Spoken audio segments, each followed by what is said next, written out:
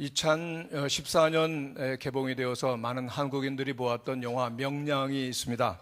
임진왜란이 일어난 지 6년이 되었을 때 조선은 그야말로 풍전등화의 위기에 빠졌습니다. 그리고 일본은 최후의 일격을 가하기 위해서 330척의 배를 이끌고 조선의 바다로 공격을 해왔습니다. 이들에게 대항할 수 있었던 조선의 배는 이순신 장군 휘하에 있었던 단 12척의 배뿐이었습니다. 이들에게 대항할 수 있었던 그러한 힘이 부족했기 때문에 승패가 처음부터 정해진 듯 보였던 전쟁이었습니다마는 단 8시간 만에 막을 내리게 됩니다.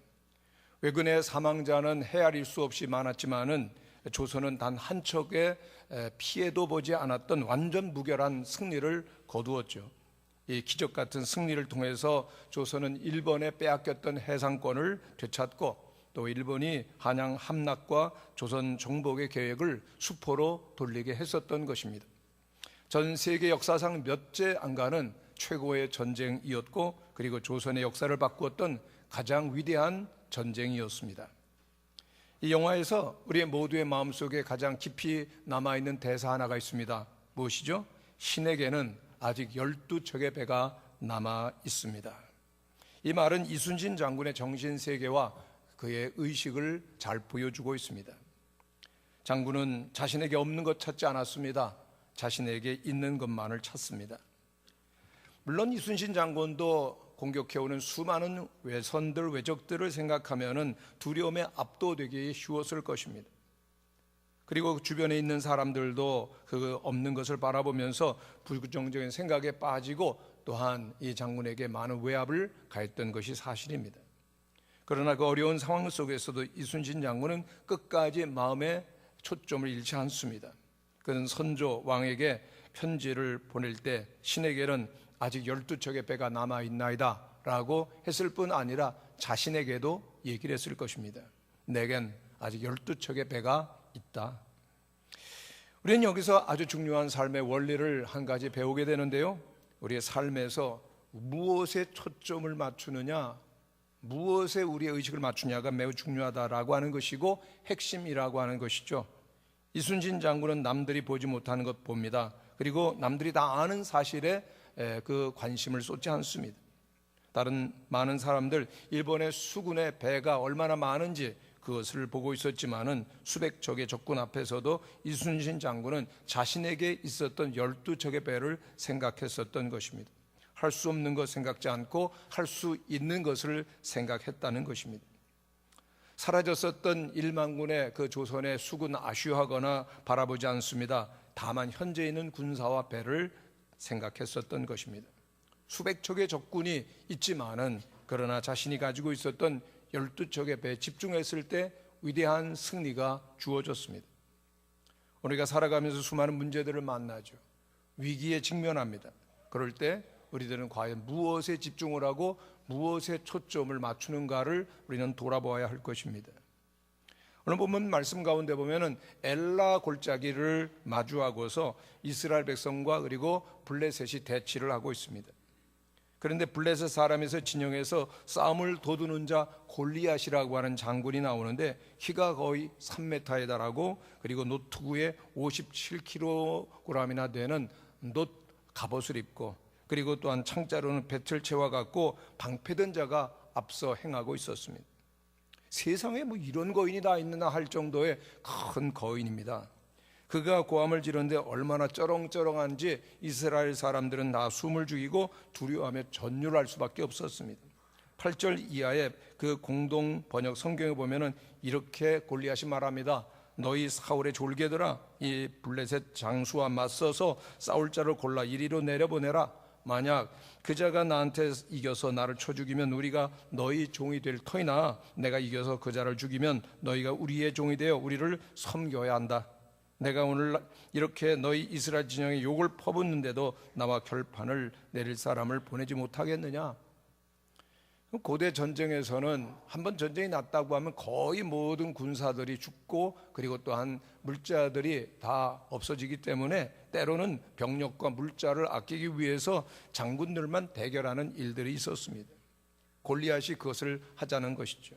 엄청난 체구에서 터져 나오는 그 쩌렁쩌렁하는 그의 고함은 이스라엘 백성들을 두려움으로 그리고 전율로 오싹오싹하는 그러한 공포로 그렇게 내리누릅니다. 골리앗은 하나님의 군대에게 욕을 퍼붓습니다. 저주를 합니다. 그리고 도전할 자가 없으면 항복해라 계속 위협을 하죠. 근데 사실 보면 골리앗의 정체는 자세히 볼 때 사실은 한심한 존재입니다. 왜냐하면 소년이 던졌던 돌멩이 하나에 그냥 거꾸러진 종이 호랑이에 불과했었던 것입니다. 근데 골리앗에게도 전략이 있었는데 허세를 부리는 겁니다.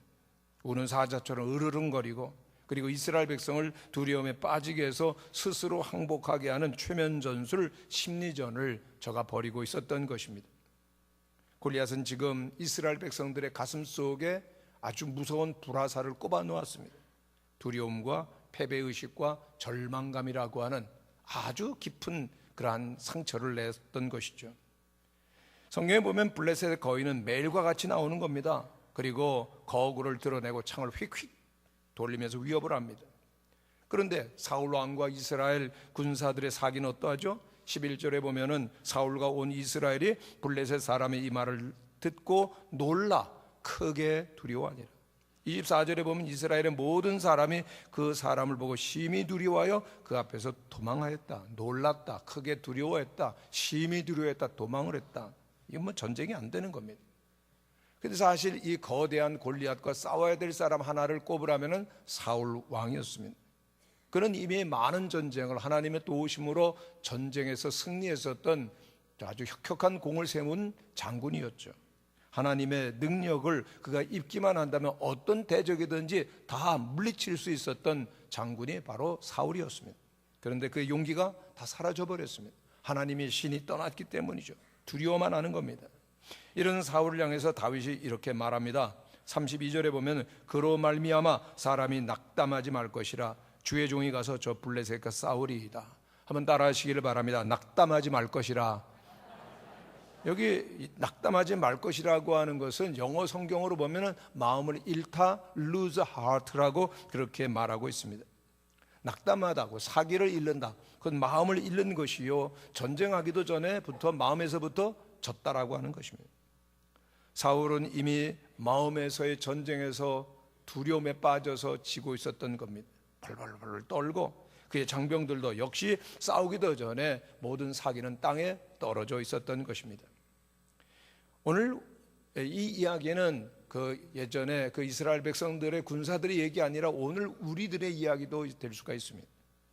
왜냐하면 우리들이 정말 겁먹고 있는 골리앗이 세상에는 많이 있기 때문입니다. 그런데 요즘에 골리앗은 칼과 창과 방패를 들고 우리에게 달려들지 않습니다. 대신에 우리들에게 공격하는 무기가 있습니다. 실직이나 자포자기나 그리고 우울증이나 패배의식 등의 무기를 가지고 우리를 찔러대는 거죠. 무슨 수를 써도 뽑히지 않는 악한 습관과 좀처럼 오르지 아니하는 성적과 끊지 못하는 술과 부채와 피해갈 수 없는 진로와 떨쳐버리지 못하는 과거와 감히 맞설 수 없는 미래 등으로 우리들을 위협하고 두려움에 빠지게 하는데 언제까지요? 사무엘상 17장 16절에 보면은 그 블레셋 사람이 40일을 조속으로 나와서 그 몸을 나타내었더라. 40일 동안 아침 저녁으로 나와가지고 계속 싸움을 걸고 두려움을 줬다고 하는 것처럼 우리도 마찬가지죠. 아침에 눈을 딱 그 문제 어떡하지? 하루 종일 걱정하다가 잠에 빠지면 잠에서도 악몽을 꾸는 거죠. 그렇습니다. 저마다의 해결할 수 없는 그리고 감당할 수 없는 골리앗이 24시간을 마음을 차지하고 계속되기 때문에 이미 마음의 평안과 즐거움을 다 빼앗겨버린 상태일 수 있다는 것입니다. 어떻게 이길 수 있을까요? 오늘 본문에 보면은 그 절망스러운 장면을 역전시킨 한 어린 소년 다윗이 등장을 합니다. 그런데 그가 등장할 때 그가 승리를 하게 되는데 그 모든 그 비결은 그의 말에 있습니다. 무슨 말을 하느냐 주목해 봐야 됩니다. 그는 26절에서 이렇게 말합니다. 다윗이 곁에 서 있는 사람들에게 말하 이르되 이 블레셋 사람을 죽여 이스라엘의 치욕을 제거하는 사람에게는 어떤 대우를 하겠느냐? 이 할례 받지 않은 블레셋 사람이 누구 이기기에 살아계시는 하나님의 군대를 모욕하겠느냐? 한번 따라하시기를 바랍니다. 살아계시는 하나님. 여러분 어린 소년 다윗이 딱 이 전투에 등장하자마자 무슨 얘기를 합니까? 하나님 이름을 얘기하는 겁니다. 다른 군사들은 1절 하나님에 대해서 언급한 일이 없습니다. 사울 왕도 마찬가지였습니다. 그의 형들도 단 한 번 하나님의 이름을 부르지 않았습니다. 그러나 다윗은 그 전투 현장에 나타나자마자 살아계신 하나님을 말하기 시작합니다. 사울 왕을 만났을 때도 한결같은 태도입니다. 전쟁이 어떻게 진행되어 왔습니까? 과정과, 그리고 또한 전쟁이 이길 수 있습니까? 집니까? 라고 하는 승패에 대한 여부를 물었던 것 아닙니다. 오직 하나님께서 주시는 생각을 분명하게 말하죠. 37절 말씀입니다. 또 다윗이 이르되 여호와께서 나를 사자의 발톱에서 건져내셨은즉 나를 이 블레셋 사람의 손에서도 건져내시리이다. 할렐루야. 하나님이 얘기하는 겁니다. 거대한 골리앗을 만나게 됩니다마는 역시 다윗은 똑같이 꾸짖어요. 거인이 조롱하는 말을 마치기가 무섭게 목동 다윗은 당차게 대꾸라는 겁니다. 45절 이하의 말씀인데요, 저희들이 한번 힘차게 우리가 다윗이라고 생각하고 한번 말하면 좋겠습니다. 같이 읽겠습니다. 시작. 다윗이 블레셋 사람에게 이르되 너는 칼과 단창으로 내게 나아오거니와 나는 만군의 여호와의 이름 곧 내가 모욕하는 이스라엘 군대의 하나님의 이름으로 내게 나아가노라. 또 여호와의 구원하심이 칼과 창에 있지 아니함을 이 무리에게 알게 하리라. 전쟁은 여호와께 속한 것인즉 그가 너희를 우리 손에 넘기시리라. 아멘. 얼마나 당당합니까? 살아계신 하나님의 이름으로 내게 나아가노라. 여호와의 구원하심이 칼과 창에 있지 아니함을 이 무리에게 알게 하리라. 이스라엘 백성들 가운데서, 그 하나님의 군대들 가운데서 그 누구도 지금까지 하나님을 말하지 않았습니다. 그런데 다윗은 하나님을 부릅니다. 하나님의 이름으로 나간다는 겁니다. 그렇습니다. 여기에서 치루어야 되는 전쟁과 싸움의 핵심이 있습니다. 싸움의 핵심은요, 다윗과 골리앗의 대결이 아닙니다. 우리의 초점을 하나님께 맞추느냐 아니면은 거인에게 맞추느냐에 달려있다는 것입니다. 오늘 우리의 초점은 어디에 맞춰 있습니까? 스티븐 코비가 성공하는 사람들의 7가지라고 하는 책을 썼습니다. 그 책 가운데에서 그에 의하면 성공하는 사람들에게는 2가지 원이 있다는 겁니다. 하나는 관심이라고 하는 큰 영역이고요, 또 하나는 영향력이라고 하는 조금 작은 원입니다. 근데 관심의 원이라고 하는 건 내가 할 수 있는 영역은 아니기 때문에 관심을 가질 수 있는 영역이 굉장히 넓습니다. 근데 영향력의 원이라고 하는 것은 내가 할 수 있는 가능의 영역이기 때문에 상당히 좁은 겁니다. 근데 성공하는 사람의 마음에 그 초점은 어디에 있을까요? 영향력의 원에 있습니다. 성공하지 못하는 사람들의 초점은 관심의 영역에 있습니다. 근데 관심의 영역에 초점이 맞춰지면은 이 영향력의 원은 점점 작아지죠. 그런데 영향력에 초점을 맞추가다 보면은 영향력의 원이 점점 넓어지면서 할 수 있는 능력이 커지며 성공에 이른다는 겁니다. 다윗이 그렇습니다. 다윗은 남들이 보지 못하는 것을 봅니다. 남들이 다 아는 사실을 알고자 하지 않습니다. 다윗이 얼마나 큰지, 얼마나 살기등등한지, 얼마나 무서운지 다들 그것을 생각합니다마는 다윗은 다른 쪽을 보는 겁니다. 세상의 모든 사람들이 블레셋 장군 골리앗에게 초점을 맞출 때 다윗은 오직 한결같이 한 방향입니다. 하나님. 여러분, 우리의 삶 속에서 우리들에게 정말 안 되는 여러 가지 비결, 이유 들라고 하면 한없어요. 왜 잘 안 되죠? 왜 안 풀리죠? 아이고, 뭐 부모님이 뭐 도와주질 않고요, 전 돈도 없고요, 뭐 능력도 없고요, 은사도 없고요, 그리고 실력도 없고요, 외모도 안 되고요. 안 되는 거예요. 여러분, 너무너무 많아서 그만하겠습니다. 그러나 다윗은 어떻습니까? 오직 한 분 하나님께 주목을 하는 겁니다. 물론 다윗도 골리앗을 보기는 했습니다. 그러나 다윗은 오직 하나님께 더 오랜 시간을 깊이 주목을 하는 겁니다. 싸움판에서 다윗이 외쳤던 목소리를 우리는 들어보아야 됩니다. 45절입니다. 한번 같이 읽겠습니다. 시작. 너는 칼과 단창으로 내게 나오거니와 나는 만군의 여호와의 이름 곧 내가 모욕하는 이스라엘 군대의 하나님의 이름으로 내게 나아가노라. 아멘. 하나님의 이름으로 나간다. 그런데 여기 원문에 보면은 이스라엘의 군대들이라고 되어 있습니다. 이스라엘 군대 하나님의 이름이 아니라 이스라엘 군대들의 하나님이라는 겁니다. 군대들, 평범한 사람들이 보기에는 이스라엘 군대 하나밖에 없어요. 근데 다윗의 눈은 다른 겁니다. 영적인 눈으로, 믿음의 눈으로 보니까 천사 특공대가 기다리고 있어요. 성도들의 중보기도 부대가 또 있는 겁니다. 하나님의 그 엄청난 파괴를 가지고 있는 천상의 무기가 있는가 하면 무수한 동맹국들이 공격 개시 명령을 내리는 장면을 그는 바라보는 것입니다. 하나님께서 천사들을, 천군 천사들을 명령하시면 하나님의 군대가 패할 수 없다라고 하는 것을 그는 보는 겁니다. 다윗은 하나님의 군대들을 봅니다. 그렇기 때문에 망설임이 없이 블레셋의 거인을 향하여서 그는 달려갈 수가 있었던 것입니다. 다윗은 사울 왕이 주었던 그 투구와 그리고 갑옷 칼은 벗어둡니다. 맞지 않으니까요. 그리고 이제 전쟁터로 나가면서 시내에서 매끄러운 돌 5을 골라서 목자의 주머니에 넣고, 그리고 늘 사용하던 그 목자의 지팡이와 그리고 막 물매를 가지고 골리앗을 향해 나아가는 겁니다. 이제 그 블레셋 지정에서 이스라엘 군대에서 감히 도전자가 나왔다고 생각해서 골리앗도 약간 움찔하고 그 긴장을 하고 다윗을 향해 나오다가 골리앗을 보니까 젊고 붉고 그리고 용모가 소년이거든요. 웃음을 터뜨려요. 그러다가는 자존심이 상해가지고 외칩니다. 그 블레셋 사람이 다윗에게 이르되 네가 나를 개로 여기고 막대기를 가지고 내게 나왔느냐 하고 그의 신들의 이름으로 다윗을 저주하고, 그 블레셋 사람이 또 다윗에게 이르되 내게로 오라, 내가 내 살을 공중의 새들과 들짐승에게 주리라. 얼마나 화가 나가지고 으르렁거리는 이야기였겠습니까? 골리앗은 으르렁거리면서 단번에 이 다윗을 거꾸로 때리고 방패든 자를 앞세우고 가까이 막 달려오기를 시작하는 겁니다. 그런데 이때 상상할 수 없는 일이 벌어집니다. 39절입니다. 한번 같이 읽어보겠습니다. 시작.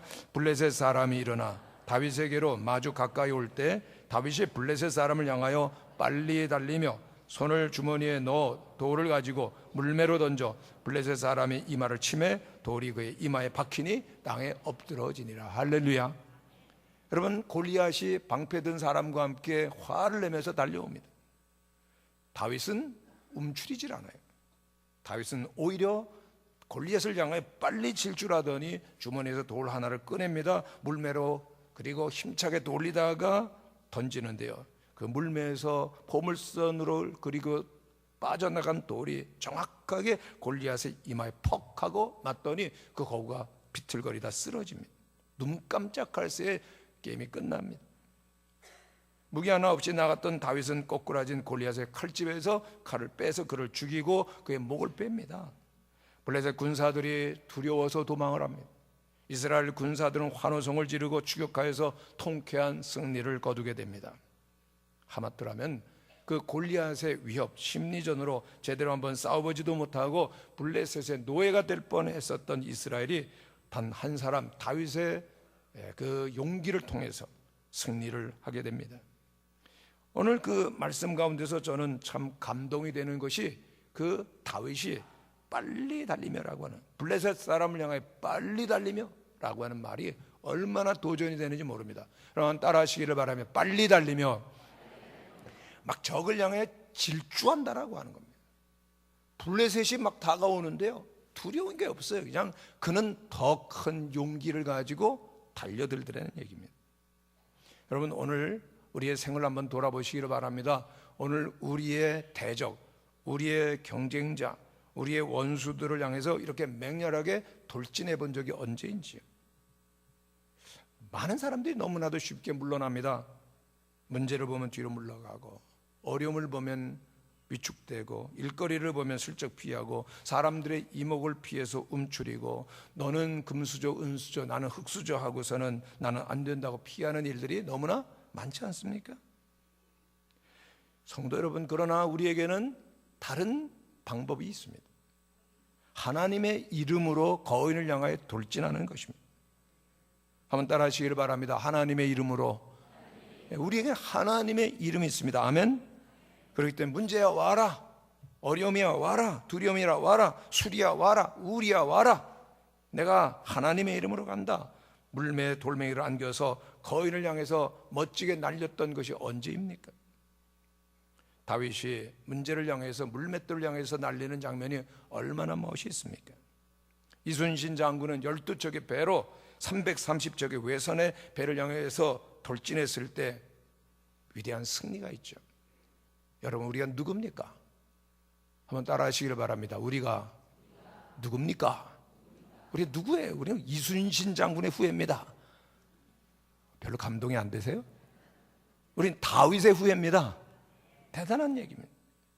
저는 김성근 그 하나 야구팀의 감독이 쓴 자서전 리더는 사람을 버리지 않는다는 이야기를 보면서 많은 감동과 도전을 받았는데요. 정말 대단한 감독이었습니다. 강력한 리더십과 추진력을 가지고 매년 꼴찌로 패배감에 빠져 있었던 그 하나 선수단과 팬들에게 희망을 불어넣었다는 평가를 받고 있죠. 그렇다고 제가 하나 팬이 된 건 아닙니다. 그러나 하나 감독의 얘기를 들으면서 참 많은 것을 생각했습니다. 그런데 이분이 그 선수들을 혹독하게 훈련하는 그런 훈련으로 이름이 나 있는데, 그 선수들을 훈련시키는 가운데 펑거라고 하는 훈련이 있습니다. 공을 딱 배트로 치면은 막 그 선수가 달려가서 잡는 걸 펑거라고 그러거든요. 그런데 이 김성근 감독은 펑거 지옥 훈련을 하는 겁니다. 75세입니다. 이 감독이요. 근데 직접 펑거를 때려주는 겁니다. 그러니까 젊은 선수들이 그 나이 많은 감독이 직접 펑거를 때리니까 꼼수도 못 부리고 하루 종일 하다 막 쓰러져 가지고 막 기진맥진하는 사진들을 볼 수가 있는 겁니다. 그 훈련을 해야 그 실전에 나가서 실수를 안 하고 승리하는 거거든요. 근데 책에 보면은 그 공을 잡는 이야기가 나옵니다. 공을 잡는데 그 공을 잡을까 말까 막 두려워하고 그러면 안 되는 겁니다. 자신 있게 딱 가야 되는데 공이 아주 빠르게 달려올수록 어떻게 해야 되느냐? 기다리면 안 된다는 겁니다. 빨리 달려올 때는 공을 향해서 앞으로 돌진하는 겁니다. 그리고 공을 이 글러브를 이게 밑에서 대면은 거기 튀어나가는 겁니다. 위에서 쫙 하고 받으면 글러브에 공이 들어온다는 겁니다. 말이 그럴 것 같죠? 해보시길 바랍니다.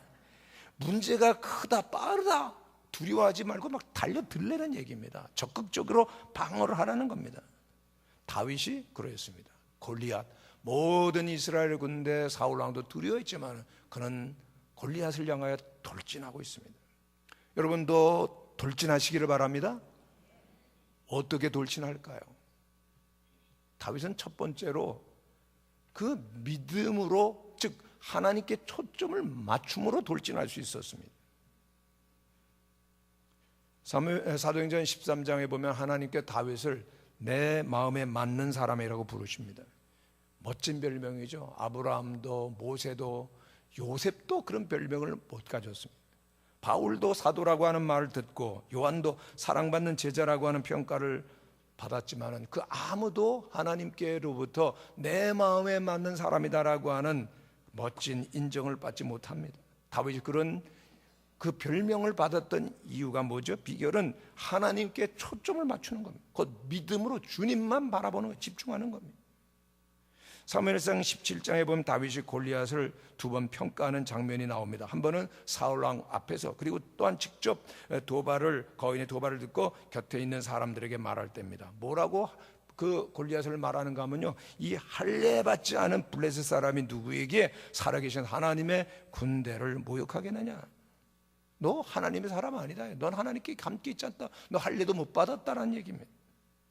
골리앗을 바라보면서 그의 나이가, 그의 신분이, 그의 창이 얼마나 크고 그의 힘이 얼마나 큰지, 방패가 얼마나 단단한지 전혀 신경 쓰지 않고 궁금해하지도 않는 겁니다. 그러나 그가 한 가지 관심을 쏟는 것은 하나님입니다. 여러분, 계속해서 오늘 그 17장에 다윗이 하나님에 대해서 몇 번 말하는가 이제 쭉 저희들이 읽어볼 텐데 쉬어보시기를 바랍니다. 26절 한번 읽겠습니다. 시작. 살아계신 하나님의 군대. 36절 살아계신 하나님의 군대. 45절 만군의 여호와 이름 곧 네가 모욕하는 이스라엘 군대의 하나님의 이름으로. 46절 여호와께서 너를 내 손에 붙이시리니 온 땅으로 이스라엘이 하나님이 계신 줄 알게 하겠고. 47절 또 여호와의 구원이 칼과 단창이 있지 아니함을 이 무리로 알게 하리라. 전쟁은 여호와께 속한 것인즉 그가 너희를 우리 손에 붙이시리라. 여기에 하나님 몇 번 나와서 쉬어보셨습니까? 하나님 여호와 8번 나옵니다. 그런데 마지막에 그가 너희를 우리 손에 붙이시리라. 그가 누구죠? 하나님입니다. 그래서 다윗은 이 짧은 부분에서 9번이나 하나님의 이름을 말하는 겁니다. 골리앗에 대한 생각보다도 하나님에 대한 생각이 무려 9대2로 압도적이었다는 얘기입니다. 말을 보면은 그 사람을 알 수가 있습니다. 거인에게 초점을 맞추고 두려움에 빠지면 결국은 실패하는 겁니다. 그러나 여러분들이 하나님께 초점을 맞추고 하나님의 이름으로 나가면 거인이 자빠지는 것을 보게 될 줄로 믿습니다. 하나님은 여러분을 위해서 여러분들 앞에 있는 골리앗을 거꾸로 드릴 준비를 하고 계십니다. 아멘. 이제는 문제가 아니라 골리앗이 아니라 하나님께 믿음으로 초점을 맞추고 나갈 수 있는 여러분들이 되시기를 바랍니다. 두 번째로 다윗이 골리앗을 향해서 돌진할 수 있었던 것은 그에게 실력이 있었기 때문입니다. 한번 따라 하시기를 바랍니다. 실력. 다윗은 이세의 막내로 들에서 양을 치고 있었던 목동이죠. 그의 7 형들이 있었는데 이제 막내입니다. 그런데 학자의 연구에 의하면은 그 위에 있었던 7 형들이 전부 이복 형들이었대요. 배가 다르면요 왜 이렇게 미워하는지 모릅니다. 다윗도 마찬가지. 이복 형들이 7명이나 얼마나 구박을 하겠습니까? 잘못하면요 성격이 삐뚤어지고 사춘기쯤 되어서는 거칠게 반항할 수밖에 없는 가정 환경이죠. 그런데도 그는 당당했습니다. 그 사무엘이 와서 그 이세 아버지의 집에서 제사를 드릴 때 7 형제들은 다 불렀지만은 그는 초대를 받지 못합니다. 16장 11절에 보면 이세가 가로되 아직 막내가 남았는데 그가 양을 지키나이다. 이 막내라고 하는 히브리어는 하카톤이라고 하는데 그냥 나이가 어리다는 뜻이 아니라 지지리를 못한다, 꼬마다, 꼴찌다라고 하는 변변치 못하다는 얘기를 하는 겁니다. 그리고 그 당시 이스라엘에서 양을 지키는 것은 전부 하카톤 막내의 몫이었어요. 왜 모자라가지고 사고를 치지 못하도록 허벌판에 양들이나 치라는 얘기입니다. 그런데 다윗은 어떻습니까? 자신의 맡은 일에 성실한 것입니다. 나중에 이스라엘 백성의 목자가 되기까지, 왕이 되기까지 그는 작은 양무리를 정말 정성스럽게 그는 돌보는 겁니다. 양을 치면서 틈틈이 수금치는 법을 배우죠. 그리고 돌로 정확하게 목표물을 때리는 물맷돌 기술을 그는 익히고, 그리고 곰과 싸워서, 그리고 또한 사자와도 이기는 무술을 몸에 익혔던 것입니다. 다윗은 환경을 원망하지 않습니다. 내가 큰아들로 태어났으면, 내가 예루살렘 명문학교를 나왔으면 이 모습이 아닐 텐데, 아무리 이래도 아무도 알아주질 않네, 헌신하고 희생해도 아무런 보상도 없네, 불평하지 않았습니다. 다윗은 운명을 탓하고 허송세월을 할 수 있었지만은 아닙니다. 다윗은 주어진 환경 안에서 자신에게 맡겨진 재능과 기회를 최선을 다했을 때, 그리고 자기를 개발했을 때 이스라엘을 다스리는 목자, 왕이 되었던 것입니다. 할렐루야.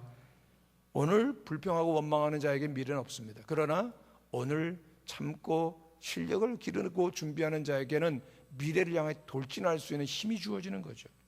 2016년도 미국 프로 미식 축구에서 최강자를 가리는 슈퍼볼 MVP로 하워드 워즈가 선정되었을 때 한국인들이 굉장히 열광을 하고, 그리고 많은 화제거리가 되었습니다. 하워드 워즈는 그 한국인 어머니, 그리고 또한 주한 미군 흑인 아버지에서 태어납니다. 그런데 한국계 혼혈인인 이 워즈, 엄마가 영어를도 못하는데 임신했을 때 미국에다 때려놓고 그냥 흑인 아버지가 버려버렸습니다. 무책임합니다. 그런데 그렇게 힘든 상황 속에서도 중노동을 하면서 그 아들을 바른 정신과 믿음으로 길러내는 거죠. 그 한국인 어머니 얘기를 들으면 다들 눈시를 뜨겁게 적시는데요, 그것이 하워드의 그 최고의 운동 실력을 가져오면서도 그 겸손하고, 그리고 또한 밝은 인물로 키우는 힘이 되었던 것입니다. 여러분 생각해 보세요. 만약 하인즈가 열심히 노력해서 그 미 프로 축구의 미식 축구의 그런 최강자가 되기보다는 오히려 어릴 때부터 혼혈 차별 금지 정책에 나는 반대한다, 대모했다라고 하면 오늘의 그가 있었겠습니까? 그는 기회가 주었을 때 열심히 노력했습니다. 기도하고 열심히 노력했을 때 그를 당할 자가 없었던 것이죠. 여러분 반드시 시간과 노력할 수, 기울일 수 있을 때 여러분들이 최선을 다하실 수 있기를 바랍니다. 학생이라면 공부하고, 기업이란 비즈니스에 최선을 다하고, 운동선수라면 스포츠를 통해서 최고의 수준까지 이르는 실력을 가지고 되어지려, 무엇을 하든지 최고의 실력을 갖추기 위해서 최선의 노력을 했을 때 하나님께서는 미래를 향해서 돌진할 수 있는 힘을 우리에게 주실 줄로 믿습니다.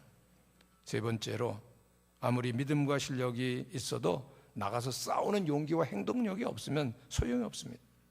다윗은 하나님의 이름의 모욕을 받는 것을 견딜 수가 없었습니다. 그래서 하나님의 영광을 위해서 목숨을 걸고 나가 싸웠을 때 하나님께서 승리를 주십니다.